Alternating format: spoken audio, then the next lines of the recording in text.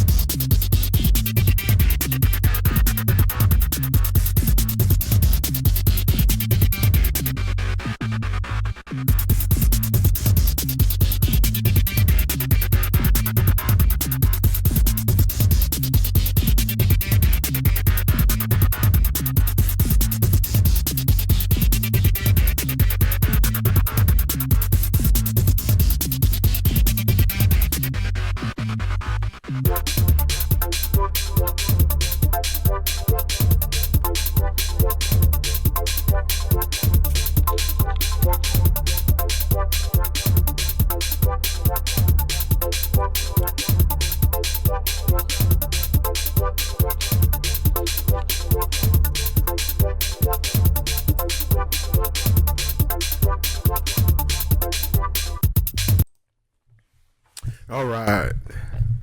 Welcome to another episode of Beans and Greens. Obviously, I'm the host. So, for today's topic, as you can see on the screen, the movie Rat Race. Now, this is not one of your more better known movies. And it was like, I think like 90, 91 or something along those lines. Hey, just to let you know, anybody watching, go ahead and roll up real quick. So I'm getting right into the topic.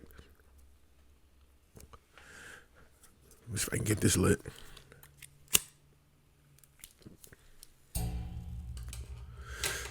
Still smoking. I think it's damn it, shit is actually danky. White cherry gelato. I was talking about this on the other podcast, and I was talking about I needed it more danky, but this shit is actually mad danky as fuck. Whoa. All right, so back to the issue at hand.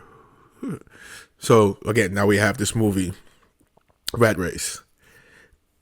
Now this is a comedy, and it has a lot of stars, a lot of people in there. Back in the '90s, that were, I don't really think they were like superstars, but they were well known. You had Seth Green, you had Rowan Atkinson, John Cleese, Whoopi Goldberg, Dean Cain has an appearance in there. So that was the old Superman. So there was a lot of appearances by, I hate the term low rate, but they weren't like the superstars, but they were actually, I prefer these actors and a lot of superstars. And I say superstars, the ones that are big movies, and because these actors, they were, one, you see them in a lot of different things, and it was usually stuff that was not too heavy and real fun. And so we do get that from this movie. Let me see if I can resize that.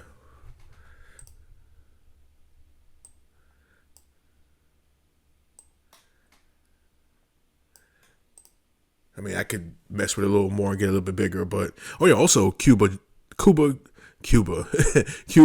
Jr. is in this as well. That's also another one that's in there. But even so, I'll put it this way: so, sort of something that I've sort of surmised through all the podcasts, regardless of what type of movie that it was that we were reviewing. There is that undertone of the control system using these movies as a means of control, honestly. So you do have, it's like a precursor to a lot of social things and social changes in this movie, because you have the appearance of the girl boss, right? And again, I try to use this as a demeaning to people who fit in these sort of categories, but it is apparent in there. So you have the appearance of the girl boss, right? And in the form of a black woman.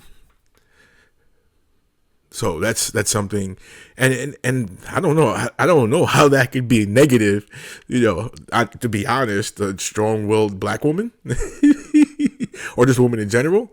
I mean, you just see my upbringing. 2 sisters, mom, aunts. Yeah, so definitely not using that term as a negative. It's just that's what the term is. And that's one of the things that this movie pushed. Then we also have even the sort of LGBT push, and not so much as characters in there actually were that. There was one character, and it was a scene where the character turned around and talked to one of the main. She was a bartender, and she was interacting with one of the main characters in the thing. And at first, you see the person, and you get in from behind, and you assume based off of the way they looked from the back, and it was a man. So it turns around, and she turns around and she starts talking to the main character, and there's some sort of a confusion, and she's like, "Oh, I thought you were a man, or I thought you were a woman," and from the front it looks like a man, so it looked like a short haired woman from behind, but then when she turned around, really looked like a dude. And he's like, "Oh, I'm sorry, I thought you were a woman." He's like, "Oh, I'm sorry, I thought you were a man," some shit like that. But she's like, "I'm a woman," some shit like that. But just basically paraphrasing. But even that, something that we see in society more now, right? So the whole premise behind the show or the movie is it PRS. PRS is going to be something, again, through all of the movies. And when I say PRS, I'm not talking about the guitar company. I'm talking about problem, reaction, solution. And it's all over this, right? So you have these cast of characters, and they represent a wide range of different types of people in society, right? And how we get the problem is each one has sort of something that's an issue in their life, right? So you have one guy, he was a referee in a football game and he messed up the call. So now he's sort of in Vegas because it starts in Vegas. And I'll go over that a little bit more in a second. Then you have sort of somebody in Vegas to basically go for a bachelor party, but he's an uptight type of person, right? So that's one good thing within this movie, because you have the overall premise, but each character has their own arc, that has their own storyline. Within their journey in this storyline, you see them sort of have some sort of a growth, right? Which I guess is something you'd want in all movies. It's something that sort of I'm seeing now is lacking in a lot of MCU movies.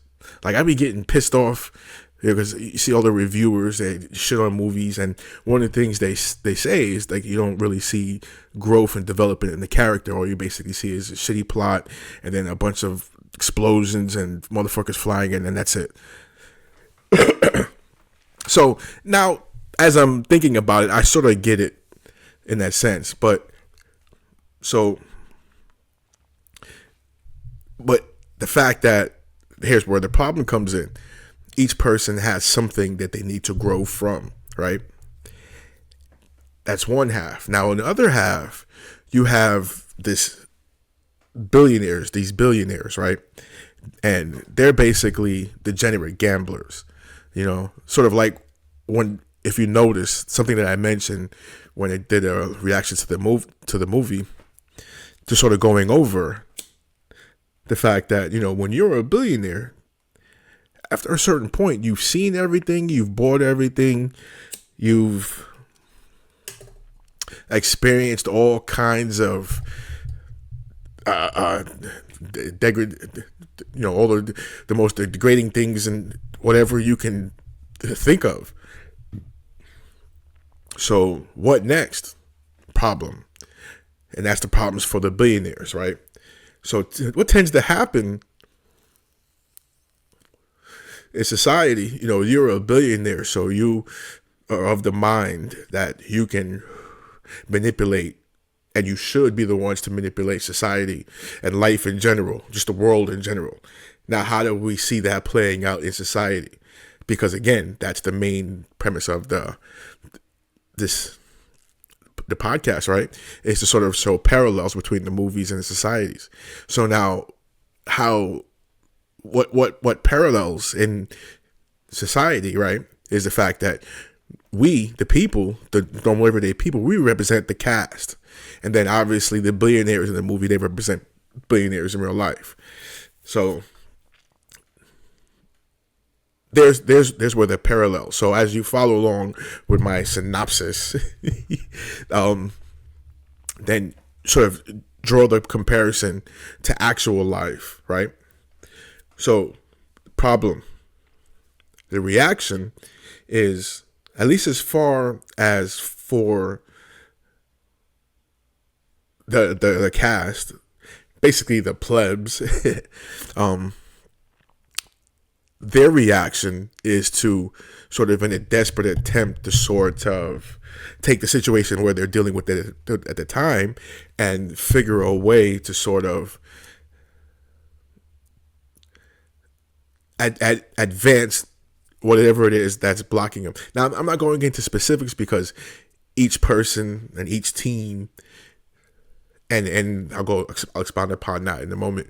Each person has their own separate little journey, so that's why they all have something to grow from, and ultimately, money's involved, but not each person needs money. Each person that's in the cast needs money in order for the growth, right? So that's why I won't necessarily use money as a problem for each of them, but it is a problem for some, right? So now we're in the reaction. So you have each person going through some sort of change in their situation. Whereas, say, one group, what they're doing is they're trying to, here's one that where money comes into play. They're trying to create an accident, and then, so it's two brothers. So what one of the brothers do is going to have the other one slip on the glass and fall down the stairs. And then the other brother, he'll be the witness and they'll get money. Now, one of the brothers puts the glass down on the ground and they're going back and forth discussing on which one is going to fall, and maybe they should rethink that.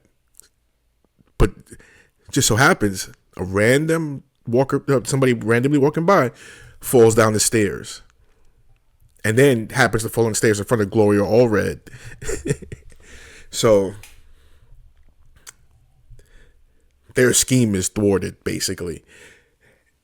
And the person who actually fell on the stairs, couldn't have, fallen in front of a better lawyer, Gloria Allred. Oof.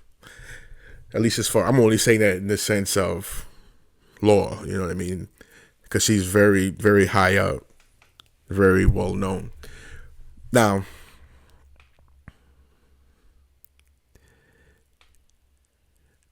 that is some of the problems that each of the cast members are having, right? So their reaction to their problems not having money is to try to scheme, and the scheme didn't work. Now that's the cast, right? Now you have your billionaires. Their reaction to their ultra boredom is that they are degenerate gamblers and they gamble on anything. So the idea of the rat race is they've taken a sum of money and they've put it, in this train station in towns like the same state, but it's like far away. And what they've done is they've pinpointed each one of these people, and from there they've sort of got them to go through this race. And each one of the cast members basically form, it's either they're by themselves, or in the case of the brothers, they were a team. So it was the brothers, and then Whoopi Goldberg, and then other chick, the one that was the girl boss I mentioned. Whoopi played her mother, and then she was just obviously daughter. So each team has to make their way to this train station to get the money. Now, one of the other things that you see in there is when the cast members all got it's basically a golden coin to let them know that they've been selected to take part in this. They didn't know what it was at first, but when they went to this little banquet, they found out right away that it was a race for the money. But one of the things that was very telling is when the main guy who owned this hotel in Las Vegas came out to inform them that they were selected for this race, he started breaking down all of their lives. And one of the guys was like, wait a minute, how do you know that? And he's like, all the information's out there. We know everything now.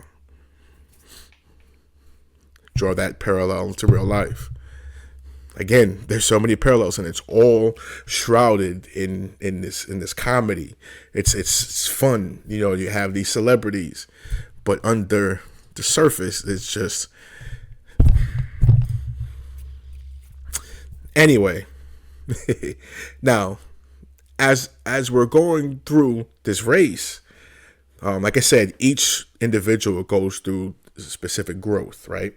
So here's the reaction to their problem, because again, each person, like I said, has growth, right? So their reaction is, in order to go far in this race, in order to get to their destination, they have to overcome certain hurdles, right? So they all first try to hop on a plane to get to this other city, but one of the teams sabotages the planes, and they all have to drive now. Now here goes another thing, because what they did was they sabotaged the planes using one of the equipment at the airport. That ain't happening, and they ain't making a movie that's even showing shit like that happen now. So that's one of the weird things. Now, each team or each person, like I said, goes through some sort of growth. So that's the reaction to their problem, right? Now the solution is for the teams, for each team, is the conclusion of their journey, and they all basically come to the train station at once, and there's a big fight, and somehow the money gets stolen from them, and they're chasing down the money, and then inexplicably they end up at some kind of it's like a concert, like feed the people type of a concert, like a big charity concert, and they basically have to they basically have to donate the money to the charity. And so the reason why the solution for these people wasn't money is because they all grew in some way. Because like the team of Whoopi and the woman that played her daughter, what had happened initially was they were separated. Whoopi had given up her daughter at birth, so they were able to, through this journey, come together and grow. Same thing with the team as brothers. They actually met some chicks and hooked up at the concert. You know what I mean? That's, honestly, I'd rather do that than, especially if it's a chick that can, something that where you can have a lasting relationship. I would think that's a little bit better than $2 million. I don't know. Maybe I'm stupid. It's just, I don't know. Nowadays, you rather have the money than the chick. But I don't know. Either way, each person went through their sort of level of growth. Now, what ends up happening from the billionaire's point, their solution, which is something that never is going to be solved for these type of people, because when you can feed every appetite, you're still going to be hungry. So eventually you get tired of everything, and if there's nothing else, what else you're going to feed on? You know what I mean? So it's a never-ending cycle of feeding the most degrading, like, appetites. I mean, you have stories of like these women going to like Dubai and hooking up with these billionaires, and one of their kinks is scat, which is they love to shit on these bitches. I mean,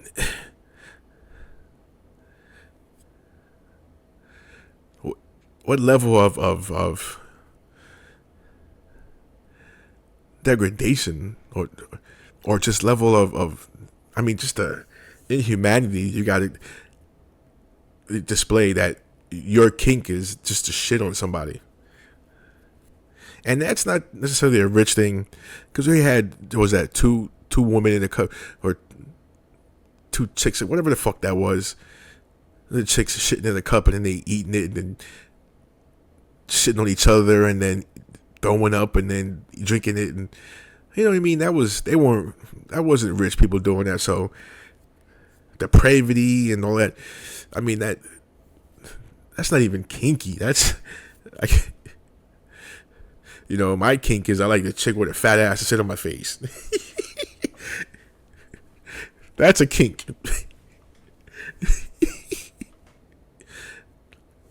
I don't then want her to shit on my face. If shit's involved, we're done. That's why, you know, you give a chick some back shots. She got to make sure to take care of that before that's going to happen. Because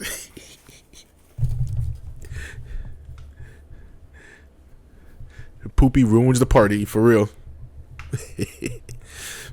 But that's one of the, let's go back to one of the sort of main things of this is the world as we know is being manipulated by these sadistic billionaires and millionaires and trillionaires. I mean, we only know of the billionaires. There's people out there with such generational wealth. It surpass trillions.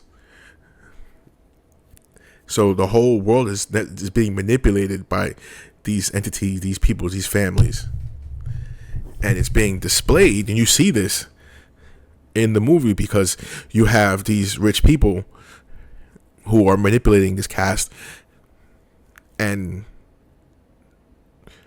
it's funny because you'll see in the movie, there's a point where all of the rich people have been sort of goaded into putting money into this charity. And they were horrified at the idea of taking some money. Now, these are billionaires, but they were horrified at taking just a couple of million to feed children. But all throughout the movie, you would see they would have these little, as they were waiting for the race to go through, they would do little bets amongst themselves, right? They had no problem spending millions of dollars betting amongst themselves and wasting money, just betting in general. Because in all actuality, that race, they were betting on who would win the race. So the contestants would winning some money, and then whoever picked the correct contestant, or in this case, or you can sort of refer to them as the correct horse.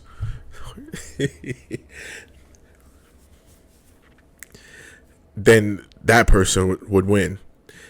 What I like how the movie ended up was really none of the contestants got the money, and there wasn't a clear winner, so there wasn't a winner amongst the bettors. But this is just the last point that I want sort of people to realize or sort of correlate between the movie and what's happening in society.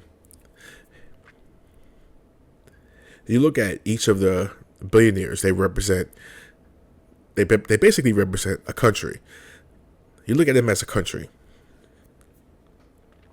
And all the contestants, right?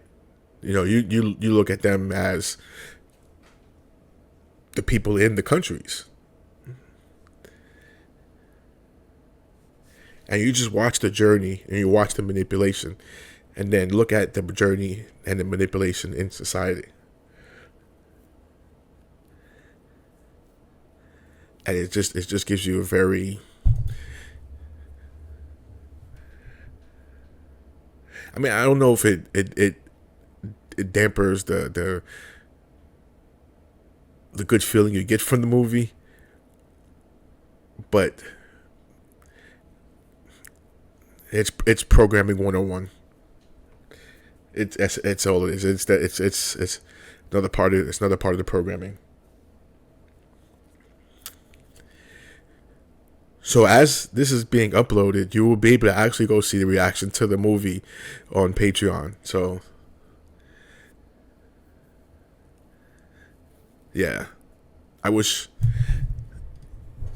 I could sort of look at these movies through a different lens now, but I have to always look at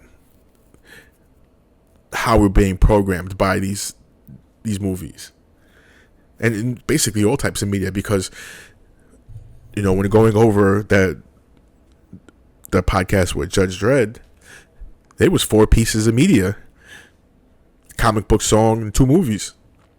Same message, same programming, and follow the same format: problem, reaction, solution. And the upcoming movies, so the next one is going to be next 2 ones are heavy. The next 3 are going to be kind of heavy. Well, the third one's going to be more of a, now it's going to be heavy. So the next one coming up is 1984, Eyes Wide Shut, and Matrix. Heavy fucking movie. So I'm going to be taking notes and going into deeper now, especially with the Eyes Wide Shut, because Eyes Wide Shut is I almost feel like I need to put the podcast, the YouTube podcast, on Patreon as well, as long as the movie reaction. Anyway, the day is long, the sun is hot. You might as well smoke if you got some pot. I'm out.